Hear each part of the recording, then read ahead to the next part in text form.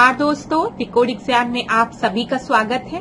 आज की क्लास में हम लोग डिस्कस करेंगे मॉक टेस्ट जो कि आपके यूपी पीसीएस प्रीलिम्स और आरओ एआरओ दोनों परीक्षाओं के लिए बहुत ही महत्वपूर्ण है। तो चलिए आज की क्लास को स्टार्ट करते हैं मेरे साथ ऐश्वर्या सिंह के साथ। अगर क्लास में आपको किसी भी तरीके का डाउट होता है तो आप मुझसे कमेंट बॉक्स में पूछ सकते हैं। आज की क्लास को स्टार्ट करने से पहले थोड़ी सी इन्फॉर्मेशन मैं आप लोगों को दूंगी फाउंडेशन कोर्स की, जो कि डिकोड एग्जाम आप लोगों के लिए लेकर आया है। इस कोर्स से रिलेटेड अगर आपको कोई भी इम्पोर्टेंट इन्फॉर्मेशन चाहिए तो यहाँ पर व्हाट्सएप नंबर दिया गया है, इस पर आप कांटेक्ट कर सकते हैं। डिकोड एग्जाम आप लोगों के लिए समान हिंदी की पुस्तक भी लेकर आया है, जो कि आप घर बैठे ऑर्डर कर सकते हैं फ्लिपकार्ट या फिर अमेजॉन से, या फिर अगर आप चाहें तो इसके अपने नियरेस्ट बुक स्टोर पर जाकर खरीद भी सकते हैं। परीक्षा की दृष्टि से महत्वपूर्ण पुस्तक है, तो एक बार इसका अध्ययन आप लोग जरूर करें। चलिए आज की क्लास का हम पहला प्रश्न देखते हैं। कठोर जल को मृदु बनाने के लिए निम्नलिखित में से किस सोडियम यौगिक का प्रयोग किया जाता है? Which of the following sodium compound is used to soften the hard water? तो किसका प्रयोग किया जाता है बताइए? Na2CO3 का, NaHCO3 का, NaOH या फिर Na2SO4 का? तो यहाँ पर आपका सही उत्तर क्या होगा? A, B, C, D में से। तो कठोर जल को मृदु मतलब सॉफ्टन करने के लिए सोडियम कार्बोनेट का प्रयोग किया जाता है, याद रखिएगा। तो यहाँ पर आपका सही उत्तर क्या है? ए आपका सही उत्तर है, सोडियम कार्बोनेट का यूज किया जाता है। अगला प्रश्न हम देखते हैं। दूसरा प्रश्न, सूची 1 को सूची 2 के साथ सुमेलित करना है। क्लास ये PYQ है, प्रीवियस ईयर का क्वेश्चन है, तो ध्यान से देखिएगा। Acid present in a vinegar, सिरका में उपस्थित अम्ल, दूध का खट्टा होना, हड्डियों में उपस्थित यौगिक और अमाशय रस में उपस्थित अम्ल की बात की गई है। तो एसिड में आपका कौन सा एसिड आपका विनेगर में प्रेजेंट होता है? तो बताइए यहाँ पर कौन सा होगा आपका? तो वो एसिटिक एसिड है। कौन सा है? Acetic acid. ए का थर्ड आपको एक ही जगह दिया गया है, हम और देख लेते हैं। दूध का खट्टा होना, इसके लिए कौन सा एसिड रिस्पॉन्सिबल होता है? Lactic acid. बी का fourth, compound present in the bones में आपको पता है कैल्शियम फॉस्फेट प्रेजेंट होता है। लोग कहते नहीं है कैल्शियम की कमी हो गई है, हड्डियां जो है वो कमजोर हो गई हैं, तो कैल्शियम फॉस्फेट। और acid present in a gastric juice, तो वो आपका कौन सा है बताइए जल्दी से? तो वो है हाइड्रोक्लोरिक एसिड। तो यहाँ पर डी का सेकेंड हो गया, डी का सेकेंड। तो ये आपके प्रीवियस ईयर का क्वेश्चन है, ध्यान रखिएगा। यहाँ पर बी आपका सही उत्तर है। विनेगर की बात करेंगे तो विनेगर में आपका एसिटिक एसिड है, गैस्ट्रिक जूस में हाइड्रोक्लोरिक एसिड है, और दूध के खट्टे होने के लिए रिस्पॉन्सिबल एसिड जो होता है वो है लैक्टिक एसिड। अगला प्रश्न हम देखते हैं। ये भी PYQ है, प्रीवियस ईयर का क्वेश्चन है, ध्यान से देखिएगा, मैच करिए। ब्लीचिंग पाउडर की बात की गई है, बेकिंग सोडा की बात की गई है, वॉशिंग पाउडर की बात की गई है, प्लास्टर ऑफ पेरिस की बात की गई है। तो ब्लीचिंग पाउडर की जब हम बात करेंगे तो यहाँ पर आपका क्या होगा बताइए? यहाँ पर कैल्शियम ऑक्सीक्लोराइड होगा। ए का थर्ड 2 जगह दिया गया है। और ऑप्शंस को देखते हैं हम। बेकिंग सोडा की जब बात करेंगे तो यहाँ पर सोडियम बाइकार्बोनेट, ठीक है, बी का फर्स्ट। सी यहाँ पर सही होगा आपका। और लेकिन और ऑप्शन को देखते हैं। वॉशिंग पाउडर की जब हम बात करेंगे तो यहाँ पर सोडियम कार्बोनेट होगा। और प्लास्टर ऑफ पेरिस की बात करेंगे तो यहाँ पर कैल्शियम सल्फेट हेमीहाइड्रेट होगा, ठीक है। तो उत्तर आपका क्या हो गया? सी आपका सही उत्तर है। क्लास ये भी प्रीवियस ईयर का क्वेश्चन है। देखिए हम लोग एक टाइप के क्वेश्चन सॉल्व कर रहे हैं ताकि आपको आइडिया लग जाए कि किस तरीके के प्रश्न परीक्षा में पूछे जाते हैं। तो यहाँ पर देख लीजिए, ब्लीचिंग पाउडर की जब भी हम बात करेंगे तो यहाँ पर कैल्शियम ऑक्सीक्लोराइड होता है, ठीक है। बेकिंग सोडा की बात करेंगे तो सोडियम बाइकार्बोनेट, यहाँ पर बाइकार्बोनेट है सोडियम, ये चीज याद रखिएगा, स्टूडेंट्स कंफ्यूज हो जाते हैं, बाइकार्बोनेट है सोडियम।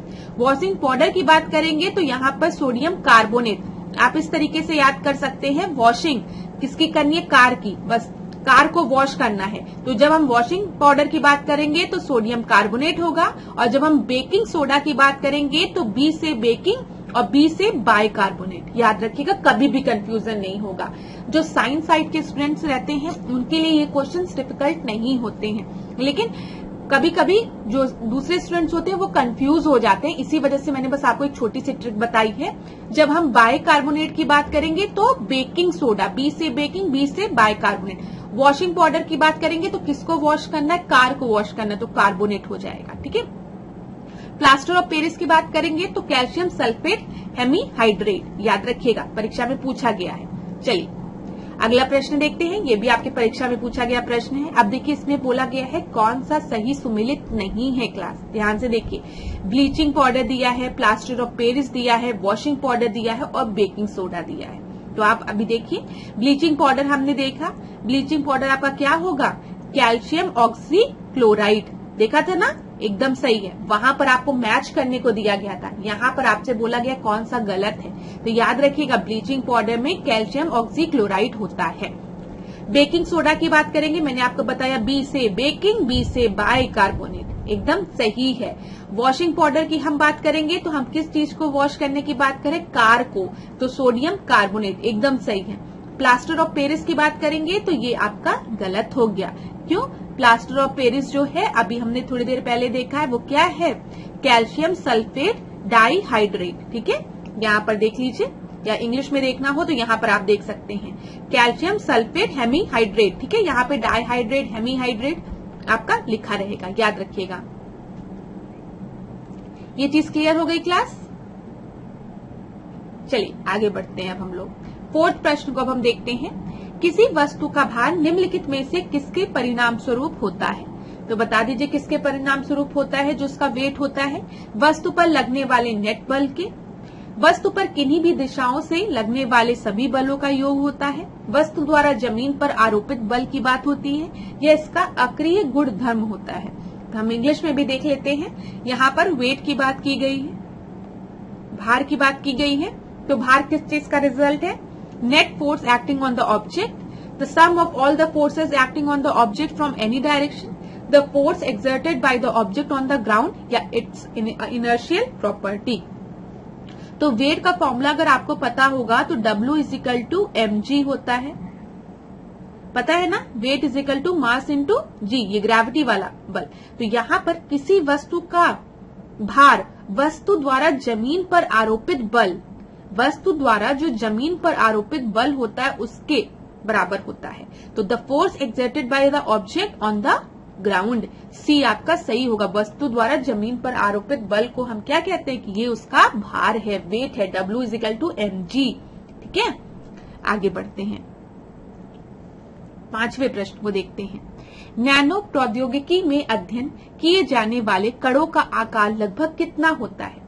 तो नैनो टेक्नोलॉजी में जो साइज ऑफ पार्टिकल स्टडी किए जाते हैं उनकी साइज क्या होता है बताइए, 1 से 10 नैनोमीटर, 1 से 100, 1 से 50 माइक्रो, फिर 1 नैनोमीटर से 10 नैनोमीटर। तो यहाँ पर आपका सही उत्तर क्या हो जाएगा, यहाँ पर आपका जो सही उत्तर है वो है 1 से 100 नैनोमीटर की बात यहाँ पर की जाती है, बी आपका सही उत्तर है। छठवां प्रश्न देखते हैं, बड़ा है तो आप लोग क्या करिए, वीडियो को पॉज कर लीजिए और प्रश्न को आराम से पढ़िए, हिंदी इंग्लिश दोनों माध्यम में।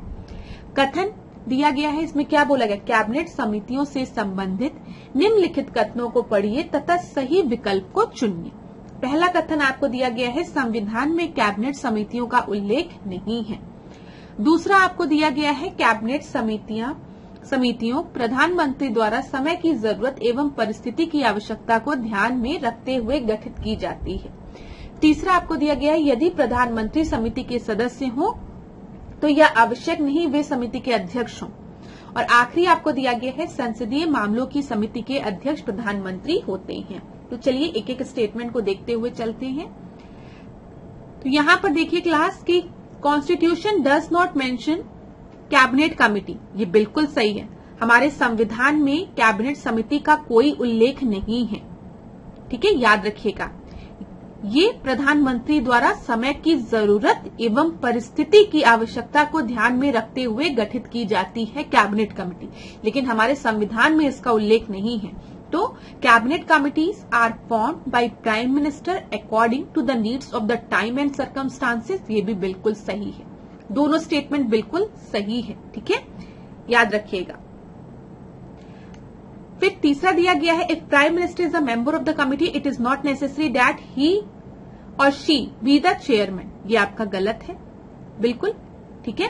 प्रधानमंत्री समिति के अध्यक्ष होते हैं कैबिनेट कमेटी की, ये आपको पता होना चाहिए। आखिरी दिया गया है the prime minister is the chairperson of the parliamentary affair committee. संसदीय मामलों की समिति के अध्यक्ष प्रधानमंत्री नहीं होते हैं, ये भी याद रखिएगा। यहाँ पर जब हम कैबिनेट कमेटी की बात कर रहे हैं तो कैबिनेट कमेटी के अध्यक्ष आपके कौन होते हैं? प्रधानमंत्री होते हैं, यहाँ पर याद रखिएगा कैबिनेट समिति की। लेकिन यहाँ पर पार्लियामेंट्री अफेयर कमेटी के अध्यक्ष प्रधानमंत्री नहीं होते हैं। तो दोनों ही स्टेटमेंट आपका बिल्कुल गलत है और पहला दूसरा सही है। तो हम देखते हैं ऑल स्टेटमेंट आर करेक्ट, नहीं, ऐसा कुछ भी नहीं है। कथन 1, 2, 3 करेक्ट है, नहीं, कथन 1 और 2 ही खाली करेक्ट है, ये भी गलत हो जाएगा। कथन 2, 3, 4 करेक्ट है, नहीं, खाली कथन कौन कौन सा सही है? 1 और 2 सही है। कथन 1, 2 सही है, लेकिन कथन 3, 4 गलत है, ये आपका सही हो जाएगा। तो उत्तर क्या होगा? डी आपका सही उत्तर होगा क्लास, ठीक है। अच्छा प्रश्न था ये, लेंदी था लेकिन आसान था और अच्छा प्रश्न था। 7वें प्रश्न को देखते हैं, तीरंदकर से रिलेटेड। लास्ट क्लास में हमने इसको डिस्कस किया था, कुछ बच्चों को थोड़ा सा कंफ्यूजन हो रहा था, तो हम इस प्रश्न को रिपीट कर रहे हैं। यहाँ पर क्या क्या दिया गया है देख लीजिए। Consider the following Tirthankar and arrange them in the chronological order. Abhinandan, विमल नाथ, ठीक है, मनु सुब्रत नाथ और पद्म प्रभु। तो यहाँ पर आपका सही उत्तर क्या होगा बताइए। अभिनंदन जी की बात करेंगे तो ये कौन से तीरंदकर थे? ये चौथे तीरंदकर थे, ठीक है। फिर यहाँ पर हम देखेंगे विमल नाथ दिए गए हैं, ये आपके 13वें तीरंदकर थे, ठीक है। मनु सुब्रत नाथ की हम बात करेंगे तो ये 20वें तीरंदकर थे, और पद्म प्रभु की हम बात करेंगे तो ये 6वें थे। तो यहाँ पर अरेंज करेंगे तो सही उत्तर क्या होगा? पहला, सबसे पहले कौन से हैं? सबसे पहले 1 ये हो गए, फिर उसके बाद 6वां नंबर 4 हो गए, फिर 2 हो गए और फिर 3 हो गए। तो सही उत्तर क्या हो गया? ए आपका सही उत्तर हो गया। याद रखिएगा क्लास, यहाँ पर सही उत्तर क्या है? ए आपका सही उत्तर है। ये भी आपका प्रीवियस ईयर का क्वेश्चन है, तो आपको पता होना चाहिए। 8वें प्रश्न को देखते हैं, निम्नलिखित कथनों को पढ़िए तथा सही विकल्प को चुनिए। तो बताइए, कथन कपिल सांख्य पद्धति के सबसे पुराने प्रणेता हैं। फिर दूसरा आपको दिया गया, कपिल यह बताते हैं किसी व्यक्ति का जीवन प्रकृति की शक्तियों द्वारा गढ़ा जाता है, किसी देवी सत्ता द्वारा नहीं। तो यहाँ पर आपका सही उत्तर क्या होगा बताइए। कपिल सांख्य पद्धति के सबसे पुराने प्रणेता है, ये बिल्कुल सही है। कपिल मुनि को सांख्य पद्धति का जनक माना जाता है और वे इसके सबसे पुराने प्रणेता है, ठीक है। पहला स्टेटमेंट बिल्कुल सही है। और आपको पता है कि इसमें कपिल क्या कहते हैं? इसमें कपिल कहते हैं व्यक्ति का जीवन प्रकृति की शक्तियों द्वारा गढ़ा जाता है, ना कि किसी देवी देवताओं की सत्ता द्वारा। तो ये दूसरा स्टेटमेंट भी आपका बिल्कुल सही है। पहला दूसरा दोनों सही है। उत्तर आपका क्या हो जाएगा? ए आपका सही उत्तर हो जाएगा, ठीक है। चल अगला हम देखते हैं 9वां प्रश्न। भूकंपीय छाया क्षेत्र से संबंधित निम्नलिखित कथनों को पढ़िए तथा सही विकल्प को चुनिए। तो चलिए चुनिए सही विकल्प को। क्या दिया गया है?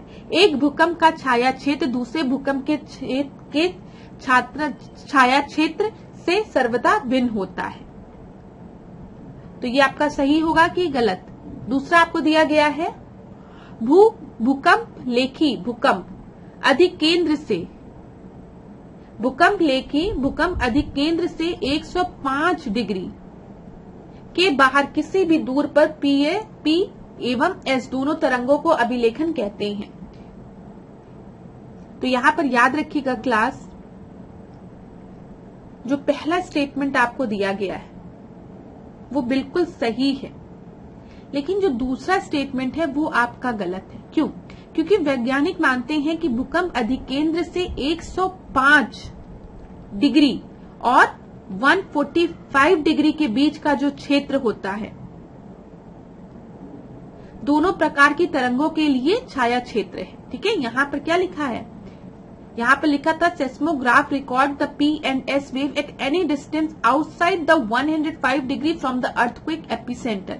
यहाँ पे आपको याद रखना है कि वैज्ञानिक का मानना है कि भूकंप अधिकेंद्र से 105 और 175 के बीच का क्षेत्र दोनों प्रकार की तरंगों के लिए छाया क्षेत्र है, और यह भूकंप का छाया क्षेत्र दूसरे भूकंप के छाया क्षेत्र से हमेशा भिन्न होता है। यहाँ पे जो पहला स्टेटमेंट दिया वो तो आपको बिल्कुल सही दिया गया है।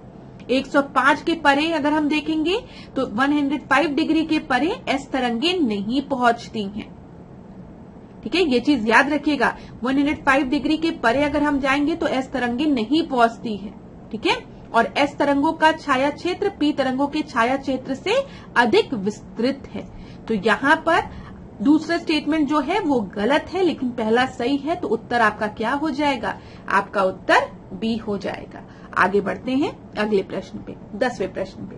यहाँ पे ऑर्गेनाइजेशन दी गई है और एस्टैब्लिशमेंट ईयर दिए गए हैं। तो चलिए बताइए। ललित कला एकेडमी, संगीत नाटक academy, national school of drama, centre for cultural resource and training, ये आपका PYQ है, पूछा गया प्रश्न है। ललित कला एकेडमी की बात अगर क्लास हम करेंगे तो इसका गठन 1954 में हुआ है।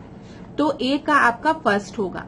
ए का फर्स्ट यहां दिया गया, खाली ए ऑप्शन में दिया गया है। ठीक है, तो यहां पर आपका सही उत्तर आप डायरेक्ट बता सकते हैं, ए आपका सही उत्तर है। अगर हम देखेंगे centre for cultural resource and training, मतलब सांस्कृतिक संसाधन, यहां पे लिख लेना सांस्कृतिक संसाधन एवं परीक्षण केंद्र की स्थापना कब हुई थी? 1979 में हुई थी। एकदम सही है। नेशनल स्कूल ऑफ ड्रामा की बात हम करेंगे तो राष्ट्रीय नाट्य विद्यालय 1959, एकदम सही है। संगीत नाटक एकेडमी की बात करेंगे तो इसकी स्थापना 1952 में नहीं 1953 में हुई थी, लेकिन पेपर में आपको 1952 दिया गया है, तो हम इसी को सही मान रहे हैं। लेकिन अगर आने वाली परीक्षा में कभी पूछेगा तो याद रखिएगा संगीत नाटक एकेडमी की स्थापना वर्ष जो है वो 1953 है। इस प्रश्न का जो सही उत्तर आपकी परीक्षा में माना गया था वो था ए, याद रखिएगा। चलिए अगला हम देखते हैं 11वां प्रश्न। उस सही विकल्प को चुनिए जो निम्नलिखित पाइपलाइन परिवहनों को उनकी लंबाई के घटते क्रम में दर्शाता है। तो यहाँ पे कुछ पाइपलाइन दी गई है और आपको बताना है कि सबसे बड़ी पाइपलाइन कौन सी है और सबसे छोटी पाइपलाइन कौन सी है।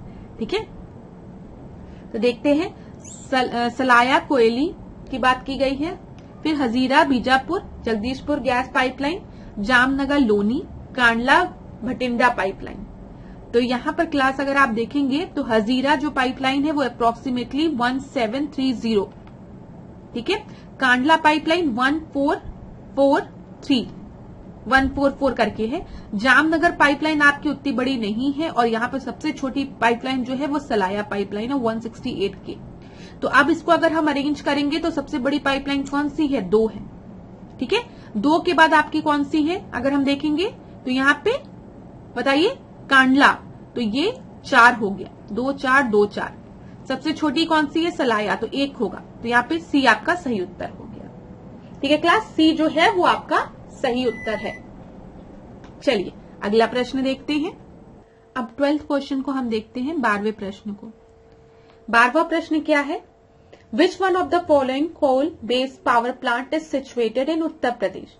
निम्नलिखित में से कौन सा कोयला आधारित बिजली संयंत्र उत्तर प्रदेश में स्थित है? तो यहाँ पर दालीपाली दिया है, दादरी दिया है, सिंगरौली दिया है, विंध्याचल दिया है। तो इसकी पहले वाली क्लास में भी मैंने आपको बताया था, यह चीज आपकी परीक्षा में कई बार रिपीट हुई, अगर आपने नोटिस किया होगा, कि जो विंध्याचल पावर प्लांट है, कोल बेस्ड पावर प्लांट, ये कहाँ पर है? ये मध्य प्रदेश में है, याद रखिएगा क्लास। ठीक है, विंध्याचल मंदिर से मत कंफ्यूज हो जाइएगा और यूपी लगा के चलिएगा। Vindhyachal coal based power plant जो है वो मध्य प्रदेश में है। Singrauli coal based power plant जो है, कोल बेस्ड पावर प्लांट की हम बात कर रहे हैं, ये यूपी में है। ठीक है, याद रखिएगा कहां पर है? यूपी में है। Dadri coal based power plant कहां पर है? ये भी यूपी में है। और Dalipali coal based power plant जो है ये आपका उड़ीसा में है। ठीक है, याद रखिएगा। तो यहाँ पर जो आपका सही उत्तर होगा वो क्या हो जाएगा? 2 और 3। तो बी आपका सही उत्तर है।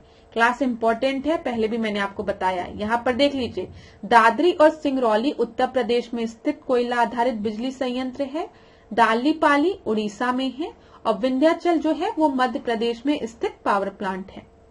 उत्तर प्रदेश में एनटीपीसी के कोयला आधारित जो बिजली संयंत्र है वो कौन कौन से हैं? सिंगरौली है, याद रखिएगा, दादरी है, रिहंद है, फिरोज गांधी ऊंचाहार जो कि टांडा में है। ठीक है, फिर कोयला आधारित एवं बिजली संयंत्र मेजा में जो संयुक्त क्षेत्र का संयंत्र है। बस यहाँ पर ये याद रखिएगा, सिंगरौली, दादरी, रिहंद, फिरोज गांधी। ठीक है, चल अगला हम देखते हैं, ये आपका 13वां प्रश्न है।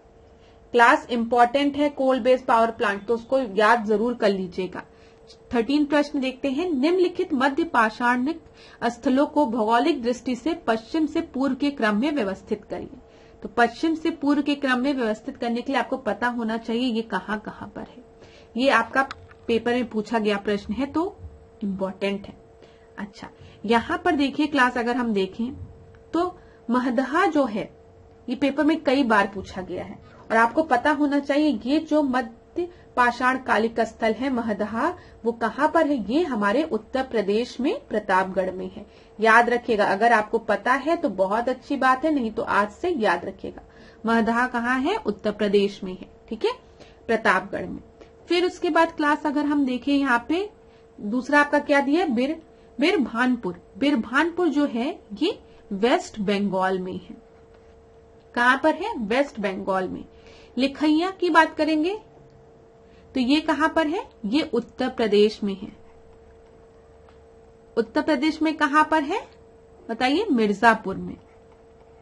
और पैसरा की जब हम बात करेंगे तो ये बिहार में है।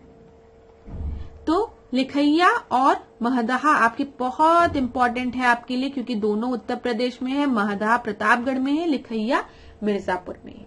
अब इसको हमें कहां से कहां अरेंज करना है? इसको हमें पश्चिम से पूर्व की ओर अरेंज करना है। तो अब अरेंज कर लीजिए आप लोग। सही उत्तर यहाँ पर क्या हो जाएगा बताइए? सबसे पहले आपका क्या होगा? पश्चिम से पूर्व। तो यहां पर सबसे पहले आपका हो जाएगा 4। ठीक है, फिर उसके बाद पश्चिम से पूर्व करना है क्लास, ध्यान दीजिएगा, कंफ्यूज मत होइएगा। पश्चिम से पूर्व दिया 4 हो जाएगा, जो कि हमारे 4 क्या है? महदहा, जो कि उत्तर प्रदेश में है। उसके बाद उत्तर प्रदेश में कौन सा? लिखैया, ठीक है, जो कि मिर्जापुर में है। फिर पैसरा हो जाएगा बिहार में, और सबसे आखिरी में हो जाएगा वेस्ट बंगाल वाला, जो कि आपका बिरभनपुर है, तीसरा। तो सी आपका सही उत्तर हो गया। ठीक है क्लास, अब अगर आपको स्टेट पता चल गया तो आप पश्चिम से पूर्व के ओर अरेंज कर सकते हैं। अगला हम देखते हैं 14वां प्रश्न। निम्नलिखित कथनों पर विचार कीजिए तथा सही विकल्प को चुनिए। तो चलिए सही विकल्प को चुनिए। जुलाई 1952 में जेबी कृपलानी ने किसान मजदूर प्रजा पार्टी का गठन किया था। दूसरा आपको दिया गया है पीसी घोष एवं टी प्रकाशम किसान मजदूर प्रजा पार्टी से जुड़े हुए हैं। तो यहाँ पर आपका सही उत्तर क्या होगा बताइए? किसान मजदूर प्रजा पार्टी का गठन आपका 1952 में हुआ था। जेबी कृपलानी ने इसको किया था। ये सही है कि गलत? ये गलत है। जेबी कृपलानी ने किसान मजदूर प्रजा पार्टी का गठन किया था, लेकिन 1951 में। ठीक है, और वर्ष 1952 में इसी पार्टी का विलय प्रजा सोशलिस्ट पार्टी में कर दिया गया था। ये भी याद रखिएगा। दूसरा जो दिया गया है पीसी घोष एवं टी प्रकाशन किसान मजदूर प्रजा पार्टी से जुड़े हुए हैं, ये आपका बिल्कुल सही है। तो यहाँ पर आपका सही उत्तर क्या हो जाएगा? पहला गलत है लेकिन दूसरा सही है, बी। बी आपका सही उत्तर है। याद रखिएगा क्लास, एक बार रिवाइज कर लीजिए। किसान मजदूर प्रजा पार्टी का गठन 1951 में जेबी कृपलानी द्वारा किया गया था। वर्ष 1952 में इस पार्टी का विलय प्रजा सोशलिस्ट पार्टी में कर दिया गया था, और वर्ष 1952 के आम चुनाव में इस पार्टी ने कांग्रेस के विरुद्ध चुनाव लड़ा था। ठीक है, पीसी घोष एवं टी प्रकाशन किसान मजदूर प्रजा पार्टी से जुड़े हुए प्रमुख नेता थे, जो कि सेकंड स्टेटमेंट में दिया गया था। 15 प्रश्न को हम देखते हैं। ब्रिटिश इंडियन एसोसिएशन के प्रथम अध्यक्ष कौन थे? तो ये तो आसान सा प्रश्न है, सुरेंद्र नाथ बनर्जी, गोपाल कृष्ण गोखले, राधाकांत देव या फिर आनंद मोहन बोस। तो बताइए यहां पर सही उत्तर क्या होगा। सबसे पहले आपको पता होना चाहिए ब्रिटिश इंडियन एसोसिएशन का फॉर्मेशन कैसे हुआ है। तो याद रखिएगा 1851 में लैंड होल्डर सोसाइटी और बंगाल ब्रिटिश इंडियन सोसाइटी का विलय हो गया और इनके विलय के बाद जो आपकी नई एसोसिएशन फॉर्म हुई उसका नाम क्या था, ब्रिटिश इंडियन एसोसिएशन। तो कभी अगर परीक्षा में पूछे कि किन दो पार्टीज के विलय से, ठीक है, मर्जर से ब्रिटिश इंडियन एसोसिएशन का फॉर्मेशन हुआ, तो आप याद रखेंगे पहला आपका लैंड होल्डर सोसाइटी है जो कि देवेंद्र नाथ टैगोर वाली, याद रखिएगा land holder society plus Bengal British India society, ठीक है। इन दोनों के मर्जर से कौन सी पार्टी आपकी फॉर्म हुई, कौन सी एसोसिएशन फॉर्म हुई, ब्रिटिश इंडियन एसोसिएशन। और इसके जो प्रथम अध्यक्ष थे वो कौन थे, वो थे राधाकांत देव, ठीक है, याद रखिएगा। सी आपका सही उत्तर है। और अगर आपसे पूछेगा कि इसके पहले सचिव कौन थे, तो आप याद रखेंगे देवेंद्र नाथ टैगोर, ठीक है। चलिए यहां पर सी आपका सही उत्तर है जो मैंने बता दिया। 16 प्रश्न को हम देखते हैं। भारतीय राष्ट्रीय कांग्रेस का त्रिपुरी सम्मेलन कब आयोजित हुआ था, जिसमें नेताजी सुभाष चंद्र बोस कांग्रेस के अध्यक्ष मनोनीत किए गए थे। तो कब हुआ था, 1936 में, 1937 में, 1938 में कि 1939 में। तो याद रखिएगा कांग्रेस का जो 52वां अधिवेशन था वो त्रिपुरी जबलपुर मध्य प्रदेश में आयोजित किया गया था 1939 में, ठीक है, 1939 में। और आपको पता होना चाहिए इसी के बाद सुभाष चंद्र बोस इंडियन नेशनल कांग्रेस से रिजाइन कर देते हैं और 1940 में फॉरवर्ड ब्लॉक का गठन करते हैं। यहां पे गांधी जी से कुछ मतभेदों के कारण ये रिजाइन करते हैं। यहां पर सुभाष चंद्र बोस की जब हम बात करते हैं 1939 के त्रिपुरा सेशन में, तो सुभाष चंद्र बोस के अगेंस्ट में कौन खड़े रहते हैं, पट्टाभी सीतारमैया खड़े रहते हैं, जिनको कि सुभाष चंद्र बोस हरा देते हैं। और जब सुभाष चंद्र बोस इनको हरा देते हैं तो गांधी जी इस अधिवेशन में कहते हैं कि सीतारमैया की हार मेरी हार है, ठीक है। और इसके बाद सुभाष चंद्र बोस इंडियन नेशनल कांग्रेस से रिजाइन करते हैं और फॉरवर्ड ब्लॉक का गठन करते हैं।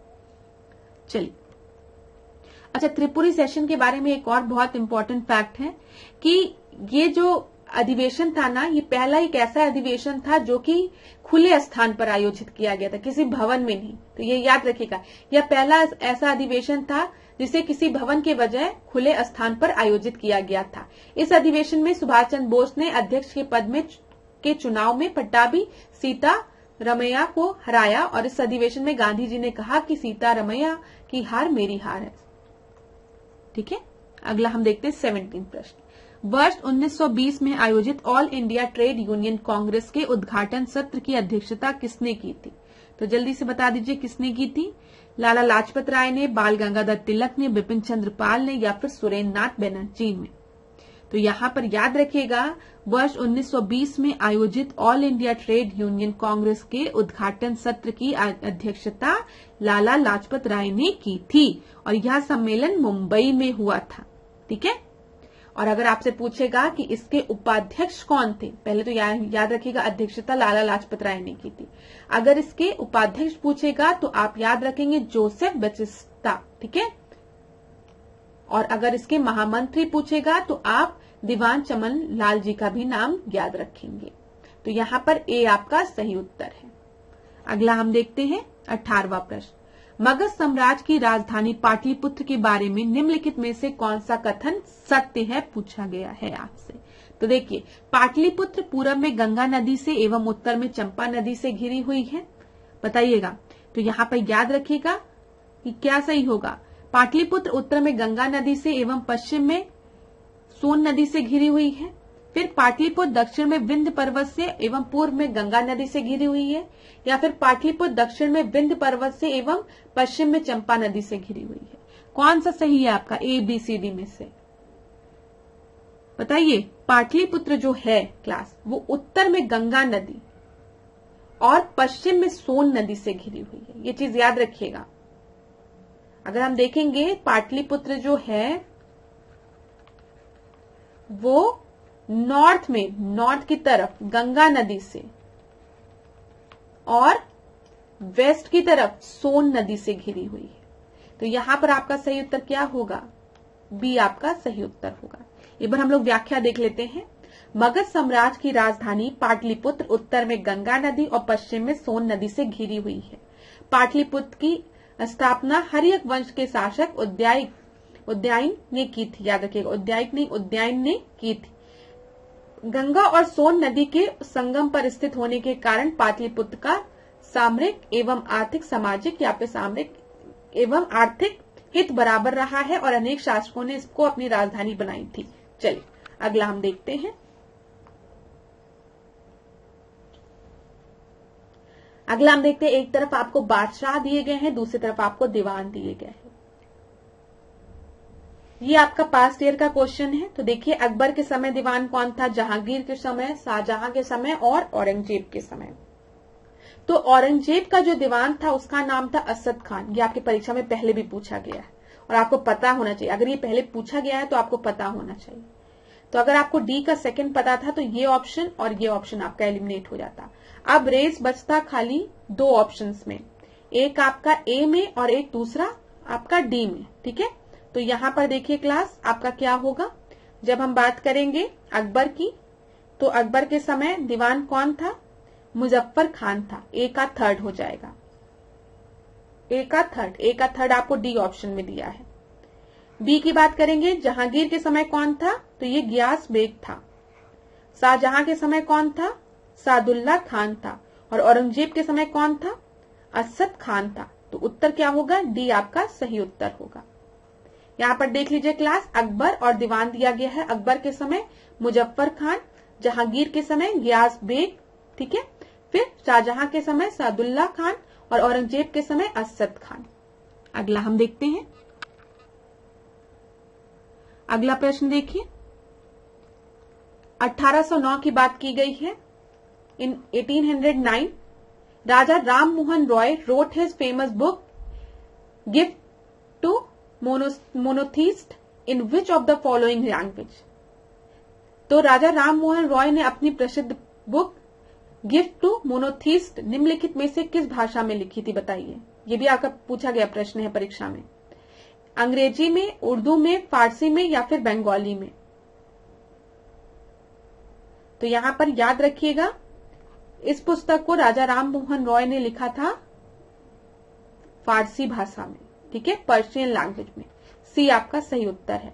आपको पता है राजा राम मोहन रॉय की जब हम बात करते हैं तो इनका बहुत बड़ा योगदान था सती प्रथा उन्मूलन में, सती प्रथा को खत्म करने में। और 1815 में इन्होंने आत्म सभा का गठन किया था और 1828 में इन्होंने ब्रह्म समाज की स्थापना की थी। याद रखिएगा। अगला प्रश्न हम देखते हैं। ये 18 कौन सा प्रश्न था क्लास? एक बार आप लोग नंबरिंग कर दो, नहीं तो आप लोग कहेंगे मैम नंबरिंग आपने नहीं किया था। ये 18 प्रश्न था, ये 19 प्रश्न हो गया। ठीक है, 19 के बाद ये आपका 20वां प्रश्न हो गया, ये 21वां प्रश्न है, 21st प्रश्न है। तो देखते हैं हम इसको 21st प्रश्न को। सविनय अवज्ञा आंदोलन के संदर्भ में निम्नलिखित कथनों में से कौन सा आपका सही है? तो देखिए यहां पर सबसे पहले, Mahatma Gandhi was not punished for violating the salt law. Mahatma Gandhi को नमक कानून तोड़ने के विरोध में सजा नहीं दी गई थी। दूसरा आपको दिया गया है, मदन मोहन मालवीय, देवदास गांधी और के.एम. मुंशी को नमक कानून तोड़ने पर सजा दी गई थी। तो यहां पर आपका सही उत्तर क्या होगा? सविनय अवज्ञा आंदोलन की बात करते हैं क्लास, तो ये कब स्टार्ट होता है आपका? बताइए। ये अगर हम देखेंगे तो 12 मार्च 1930 को गांधी जी के नेतृत्व में साबरमती आश्रम से स्टार्ट हुआ था। गांधी जी ने नमक कानून तोड़ने के विरुद्ध एक अभियान चलाया था, जिसमें गांधी जी जब पहुंचते हैं तो क्या करते हैं? एक मुट्ठी नमक बनाते हैं और उसके बाद महात्मा गांधी को क्या कर लिया जाता है? गिरफ्तार भी कर लिया जाता है। तो जो पहला स्टेटमेंट दिया गया है, महात्मा गांधी को नमक कानून तोड़ने के विरोध में सजा नहीं दी जाती, ये तो गलत है ना। सविनय अवज्ञा आंदोलन क्या कि जो ये लॉ है जो कि सही नहीं है, जैसे नमक पे टैक्स क्यों देना था? नमक पे तो सबका अधिकार होना चाहिए। नमक बनाना भी नहीं अलाउड था, तो गांधी जी ने कहा कि हम क्या करेंगे, नमक बनाकर सविनय अवज्ञा आंदोलन की शुरुआत करेंगे। तो जब एक मुट्ठी नमक निकालते हैं ये, तो उसके बाद इनको गिरफ्तार भी कर लिया जाता है। तो ये तो आपका गलत दिया कि गांधी को नमक कानून तोड़ने के विरुद्ध में सजा नहीं दी जाती, गलत है। ठीक है, मदन मोहन मालवीय, देवदास गांधी, के.एम. मुंशी को भी कानून तोड़ने पर सरकार सजा देती है, ये भी आपका सही है। तो ये आपका सही है, पहला तो गलत हो गया ना, पता नहीं क्यों ये कैसा प्रश्न बना है, लेकिन ये आपका प्रीवियस ईयर का क्वेश्चन है क्लास। तो दोनों में से पहला स्टेटमेंट आपका गलत है, दूसरा सही है। उत्तर क्या हो जाएगा, बी आपका सही उत्तर होगा। ठीक है, याद रखिएगा, बी आपका सही उत्तर होगा।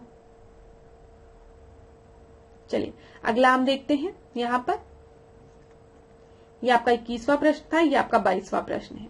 ये आपका प्रीवियस ईयर का क्वेश्चन है। रंपा विद्रोह, पाबना किसान विद्रोह, बंगाल विद्रोह, नील विद्रोह, जयंतिया विद्रोह, तो बताना है कब कब हुआ है। रंपा विद्रोह की बात करेंगे तो ये 1879 से 1880 के बीच में हुआ है, तो एक आपका सेकंड होगा, ए का सेकंड दो जगह दिया गया है। पाबना विद्रोह की बात करेंगे तो ये 1873 में हुआ है, बी का फोर्थ हो गया। बंगाल इंडिको विद्रोह ये 1859, मैं हमेशा कहती हूँ 1857 की क्रांति के बारे में सबको पता है, याद रखिएगा। इसी के 2 साल बाद बंगाल नील विद्रोह भी हुआ था। ठीक है, बंगाल इंडिको मूवमेंट। फिर उसके बाद जयंतिया विद्रोह की बात हम करेंगे तो ये 1860 के समय में हुआ है। बंगाल विद्रोह के बाद जयंतिया विद्रोह भी हुआ है, याद रखिएगा। तो यहां पर अब आप मैच करिए, तो आपका सही उत्तर सी का 1, डी का 3, बी आपका सही उत्तर।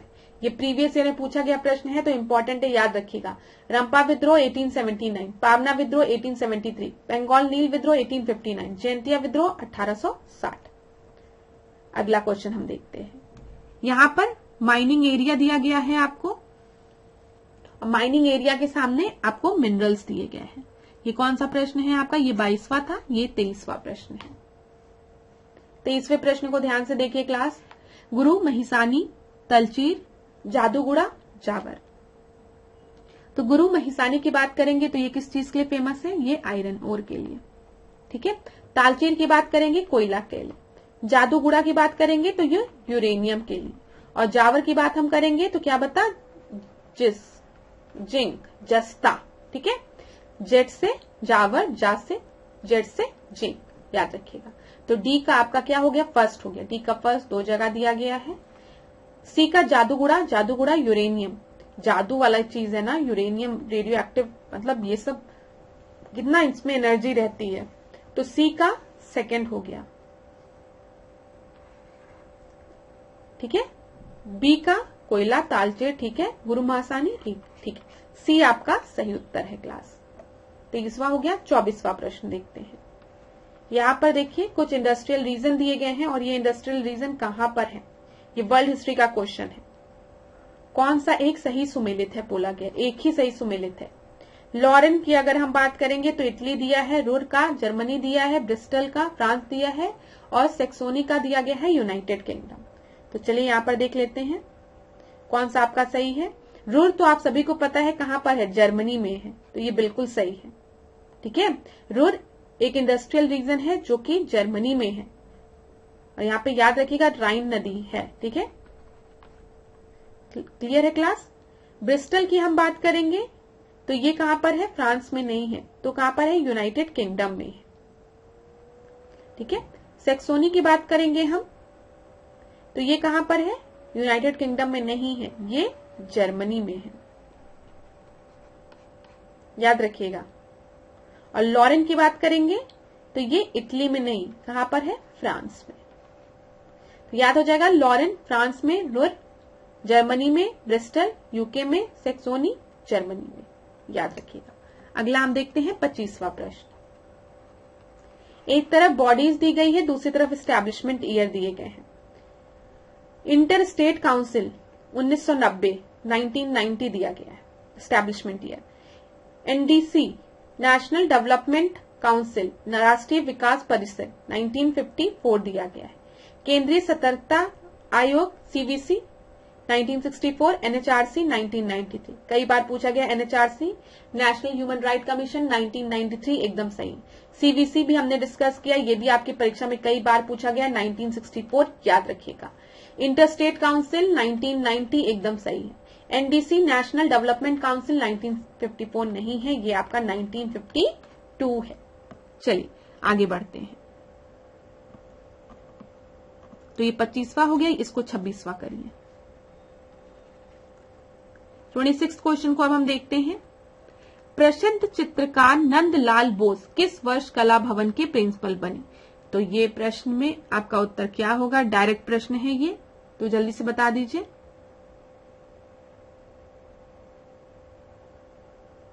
किस वर्ष में? 1942 में, 1932 में, 1992, 1922 में या फिर 1912 में?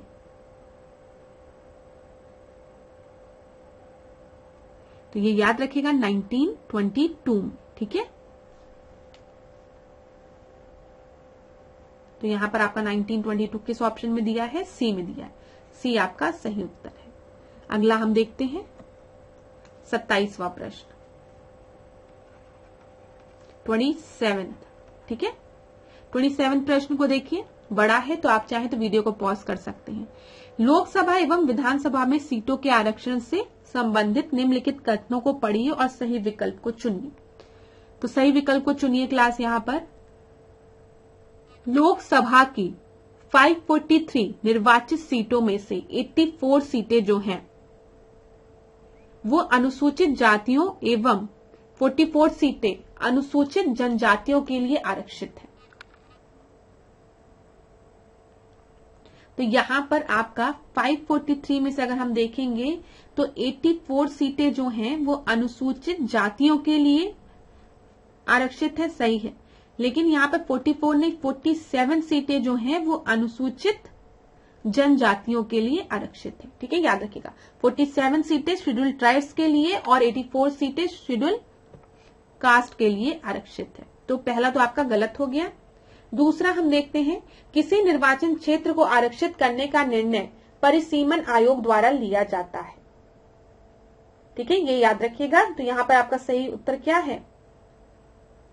तो आरक्षित जनजातियों के लिए आरक्षण की अगर हम बात करें, आरक्षित निर्वाचन क्षेत्र का फैसला किसके द्वारा लिया जाता है? तो ये परिसीमन आयोग द्वारा लिया जाता है, ये आपका बिल्कुल सही है। The decision to reserve a constituency is taken by the delimitation commission, सही है। परिसीमन आयुक्त की नियुक्ति लोकसभा के स्पीकर द्वारा की जाती है, ये आपका गलत है। परिसीमन आयोग की नियुक्ति किसके द्वारा की जाती है? राष्ट्रपति द्वारा, प्रेसिडेंट द्वारा।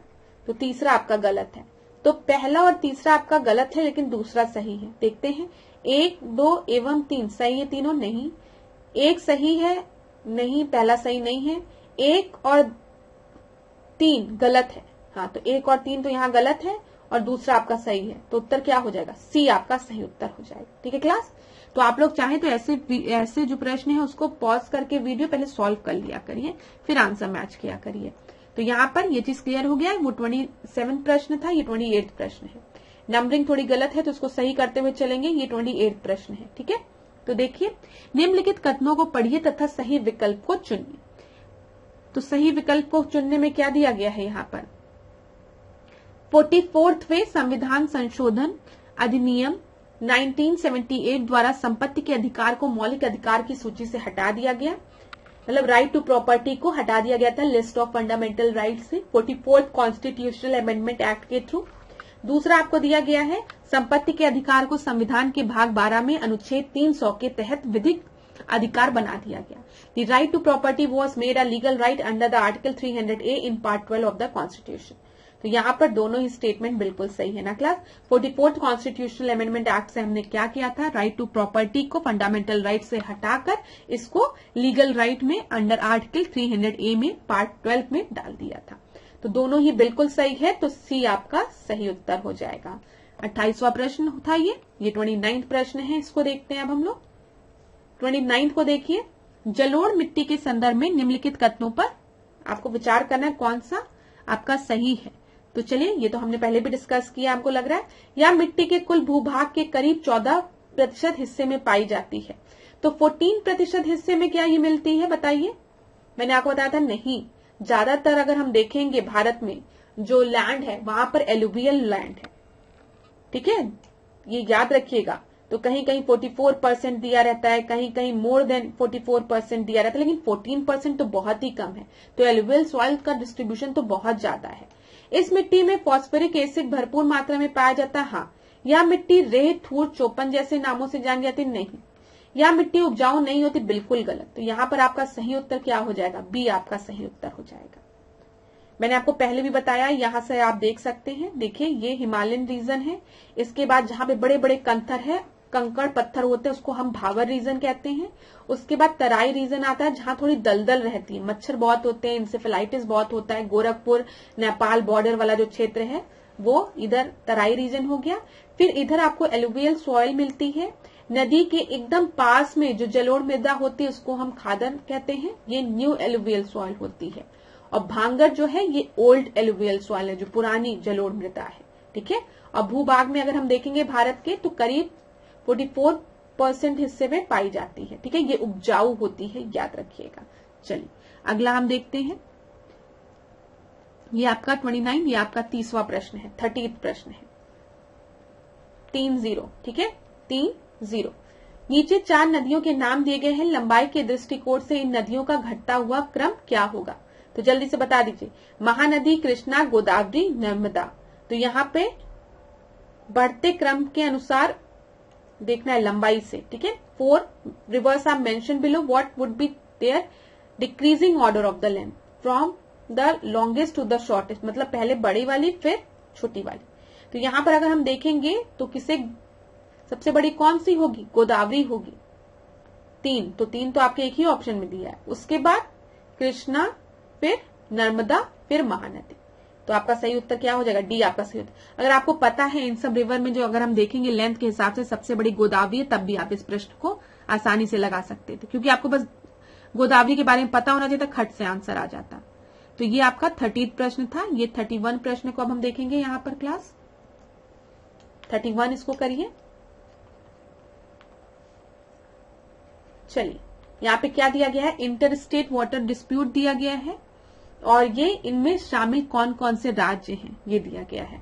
तो यहाँ पर महादायी जल विवाद, गोदावरी, नर्मदा, महानदी की बात की गई है। तो अगर हम महानदी की बात करेंगे, सबसे पहले सबसे आसान वाले की महानदी जल विवाद की बात करेंगे, तो इसमें कौन कौन से राज्य शामिल हैं? उड़ीसा और महाराष्ट्र, ठीक है, 2 राज्य। नर्मदा जल विवाद की बात करेंगे तो ये किसके किसके मध्य है? एमपी में नर्मदा है, गुजरात में है, राजस्थान और महाराष्ट्र, ठीक है। तो यहां पर क्या हो गया? आपका 4 हो गया। इसी तरीके से गोदावरी की बात अगर क्लास करेंगे तो यहाँ पे आंध्र प्रदेश हो जाएगा, कर्नाटक हो जाएगा, मध्य प्रदेश हो जाएगा, उड़ीसा हो जाएगा, महाराष्ट्र हो जाएगा। तो यहाँ पर देखिए डी का सेकंड अगर हम देखें तो, अरे सॉरी, डी का फोर्थ 2 उसके बीच में, डी का 4 तो कई जगह दिया गया। नर्मदा की बात करें तो मध्य प्रदेश, गुजरात, राजस्थान, महाराष्ट्र 4 हो जाएगा। सी का थर्ड यहां पर दिया गया है। गोदावरी की बात करेंगे तो गोदावरी आपका किनके बीच में?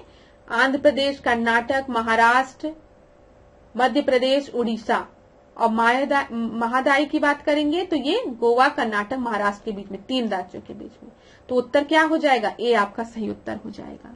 यहाँ पर देख लीजिए क्लास, अगर आप इसको पढ़ना चाहें तो एक बार पढ़ लीजिए, स्क्रीनशॉट लेना चाहें तो ले सकते हैं, ठीक है। तो ये 31st क्वेश्चन था। अब 32nd क्वेश्चन देखते हैं। 32nd प्रश्न को देखिए क्लास ध्यान से। यहाँ पर क्या दिया गया है? First cabinet of independent India was different. ये भी प्रश्न मैंने डिस्कस किया है। यहाँ पर अंतरिम सरकार की बात की गई है, और जो पहला मंत्रिमंडल बना था उन दोनों में किसको डिफरेंट पोर्टफोलियो मिला था, ये पूछा गया है।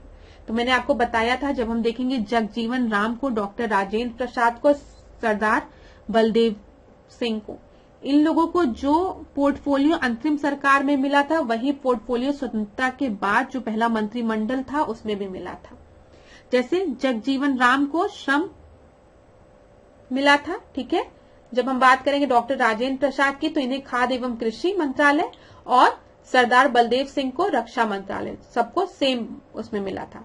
लेकिन CH भाभा की जब हम बात करेंगे तो इनको अंतिम सरकार में खान एवं ऊर्जा मंत्री का कार्यभार मिला था और स्वतंत्रता के बाद पहले मंत्रिमंडल में इन्हें वाणिज्य मंत्री का भार मिला। तो यही डिफरेंट है, 1, 2, 4 जो है इन सबको सेम मिला था।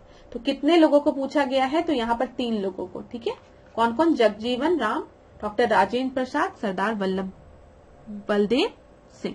चलिए अगला हम देखते हैं 26वां प्रश्न नहीं है, ये नंबरिंग गलत है थोड़ा सा। तो ये आपका कौन सा प्रश्न था क्लास? 32वां प्रश्न था। अब ये आपका 34वां प्रश्न है। प्रश्न को सही कर लीजिएगा, इसके लिए माफी मांगती हूँ आप लोगों से। 34वां प्रश्न देखिए, NHRC, national commission for scheduled tribe, national investigation agency, national disaster management authority, निम्नलिखित में से कौन संवैधानिक निकाय है? ये भी प्रश्न हमने एक बार डिस्कस किया है, यहाँ पर आपको पता होना चाहिए। जब हम राष्ट्रीय अनुसूचित जनजाति आयोग की बात करते हैं तो ये एक संवैधानिक निकाय है। आर्टिकल 338A में इसके बारे में बोला गया है। आपको पता है पहले एक ही आर्टिकल हुआ करता था 338, जिसमें कि हम national commission for scheduled tribe और national commission for scheduled caste दोनों की बात करते थे। लेकिन बाद में एक अमेंडमेंट हुआ 89th कॉन्स्टिट्यूशनल अमेंडमेंट एक्ट 2003, जिसके के थ्रू 338 और 338A आपका फॉर्म हुआ।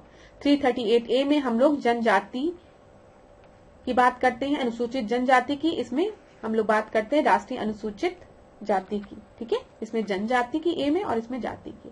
तो यहाँ पर आपका केवल कौन सा है? केवल 2 है। ठीक है, C आपका सही उत्तर। 5th प्रश्न को अब हम देखते हैं। यहाँ पर क्या दिया गया है?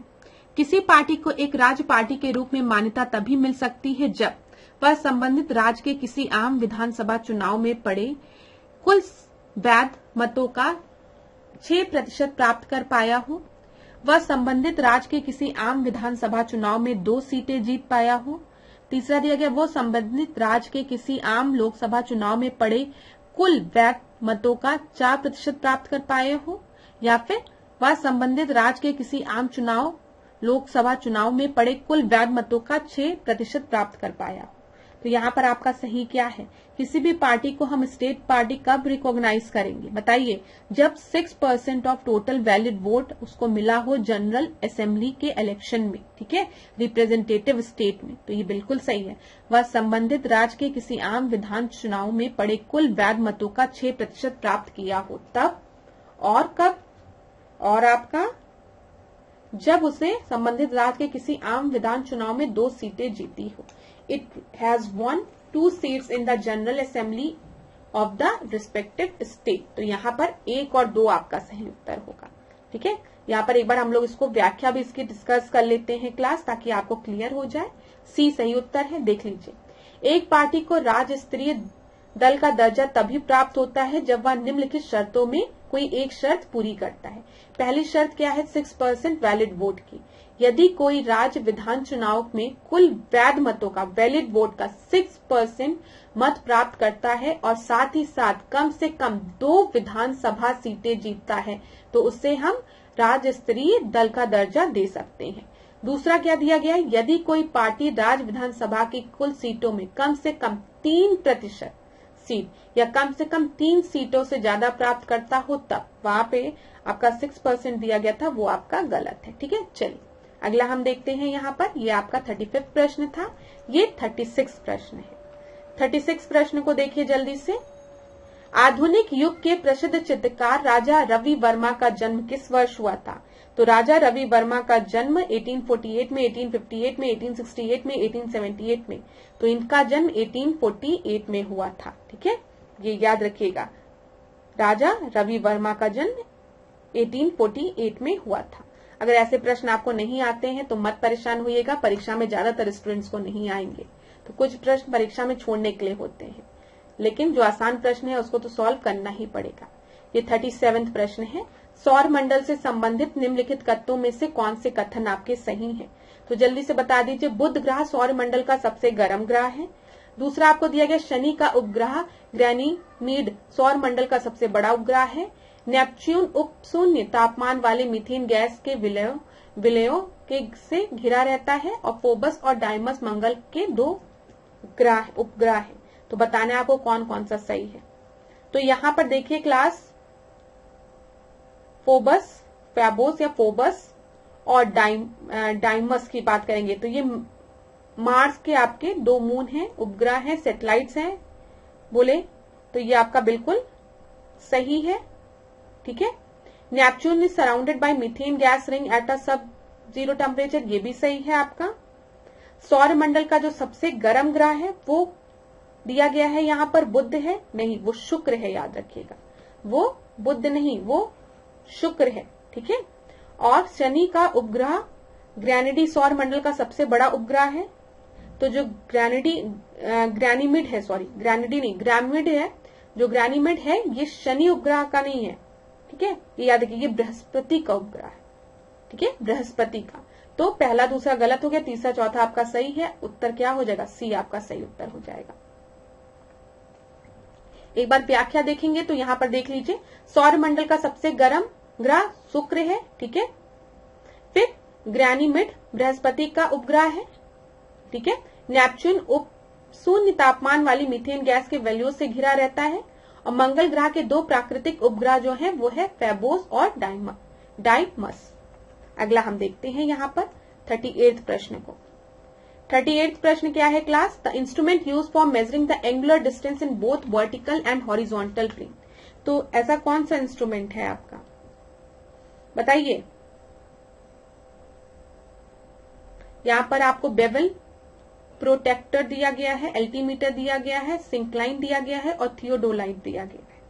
तो ये थियोडोलाइट आपका सही उत्तर है।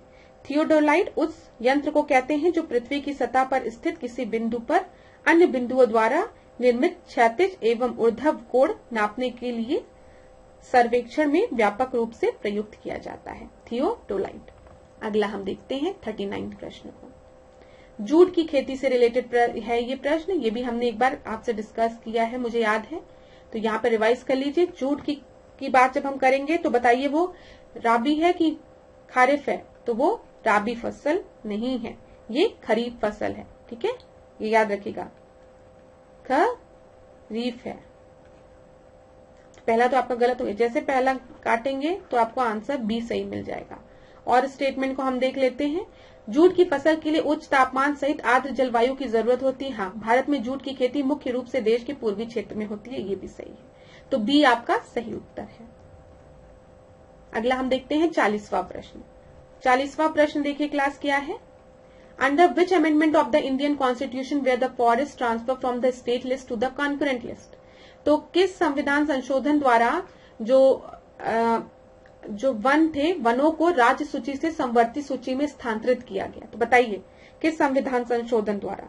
तो यहाँ पर 41, 42, 43, 45 दिया गया है। तो आपका सही उत्तर क्या हो जाएगा? बी ना, 42nd कॉन्स्टिट्यूशनल अमेंडमेंट के थ्रू हमने वन को स्टेट लिस्ट से कॉन्करेंट लिस्ट में ट्रांसफर किया था। यहाँ पर देख लीजिए, 42nd कॉन्स्टिट्यूशनल अमेंडमेंट एक्ट 1976 के थ्रू 5 ऐसे सब्जेक्ट्स थे जिनको की राज्य सूची से स्टेट लिस्ट से संवर्ती सूची में हस्तांतरित किया गया, ट्रांसफर किया गया। उसमें शिक्षा, वन, नाप तौल, वन जीव एवं पक्षियों का संरक्षण तथा न्याय प्रशासन की बात की गई थी। इंपॉर्टेंट है, याद रखिएगा। ठीक है, परीक्षा में प्रश्न बन सकता है यहां से। तो यहाँ पर आपका ये 40वां प्रश्न हो गया। ये 41st प्रश्न हम देखते हैं, जल्दी जल्दी इन सबको रिवाइज कर लेते हैं। पेपर गोल्ड आपका किस चीज से रिलेटेड है बताइए? IMF के SDR से रिलेटेड है, स्पेशल ड्राइंग राइट से, फिर स्पेशल सब्सटेंस राइट से, विशेष निर्वाह अधिकार से, सोने से जुड़ी मुद्राओं से, या फिर उपयुक्त में से कोई नहीं। तो पेपर गोल्ड जो है वो आपका रिलेटेड टर्म है किससे? अंतर्राष्ट्रीय मुद्रा कोष का विशेष आहरण अधिकार से, स्पेशल ड्राइंग राइट से IMF के। तो ये आपका सही उत्तर है। 41 के बाद 42nd देखते हैं। ये ग्रीन हाउस गैस वाला प्रश्न है। ग्रीन हाउस गैस से रिलेटेड आपको पता है, हम क्योटो प्रोटोकॉल की बात करते हैं जहां पर हम जलवायु परिवर्तन की बात करते हैं। ठीक है, जलवायु में जो इतनी तेजी से परिवर्तन हो रहा है उसको रोकने की बात करते हैं। ग्रीन हाउस गैस में सबसे ज्यादा कॉन्ट्रीब्यूशन किस गैस का होता है? कार्बन डाइऑक्साइड का होता है। यहाँ पर जो दिए गए हैं उसमें से ठीक है। तो CO2 हो जाएगा ना आपका, CO2 के बाद हम देखेंगे तो मीथेन, ठीक है, फिर क्लोरोफ्लोरोकार्बन, फिर नाइट्रस ऑक्साइड N2O। तो यहां पर आपका सही उत्तर ए हो जाएगा। अगर वाटर वेपर दिया रहता इन सब में तो आप सबसे पहले वाटर वेपर लगाते, फिर CO2 लगाते, फिर मीथेन लगाते। ये चीज क्लियर हो गई क्लास? चलिए, यहाँ पे ए आपका सही उत्तर है। तो चलिए आज के टेस्ट को यहीं पर हम लोग एंड करते हैं। नेक्स्ट क्लास में हम लोग आपसे मिलेंगे नए प्रश्नों के साथ और कुछ पास्ट ईयर के क्वेश्चंस के साथ और कुछ रिपीटेड प्रश्नों के साथ, क्योंकि मॉक टेस्ट में हम लोग रिवीजन भी कर रहे हैं। टेस्ट हम लोग इस तरीके से सॉल्व कर रहे हैं कि आप लोगों का रिवीजन भी होता रहे। किसी भी प्रश्न में कोई भी डाउट होता है तो कमेंट बॉक्स में मुझे बताइएगा, ठीक है क्लास? नेक्स्ट क्लास में हम लोग आपके डाउट को क्लियर कर देंगे, और अगर आपका डाउट तुरंत क्लियर होने वाला होगा तो मैं कमेंट में ही आपको क्लियर कर दूंगी। जहां पर भी आप प्रश्न पूछेंगे वहीं पर मैं उत्तर देके आपके प्रश्न का हल भी दे दूंगी, ठीक है? तो thank you so much class. आज के सेशन को यहीं पे एंड करेंगे। लास्ट में जाते जाते आपसे फिर कहूंगी कि मेहनत करिए, ठीक है, परिश्रम करिए, सफलता जरूर मिलेगी। ज्यादा से ज्यादा रिवीजन पे फोकस करिए, मॉक टेस्ट लगाइए, पास्ट ईयर्स के क्वेश्चंस लगाइए, करंट अफेयर पढ़िए, सेंसस पढ़िए। आप देखिएगा आपका परीक्षा में बहुत अच्छे मार्क्स आएंगे आपकी परीक्षा में, ठीक है? तो चलिए, धन्यवाद क्लास। आशा करती हूँ आपका दिन खूब अच्छा जाए, खूब मंगलमय हो। इसी तरीके से मेरे साथ ऐश्वर्या सिंह के साथ डिकोड एग्जाम के साथ बने रहे।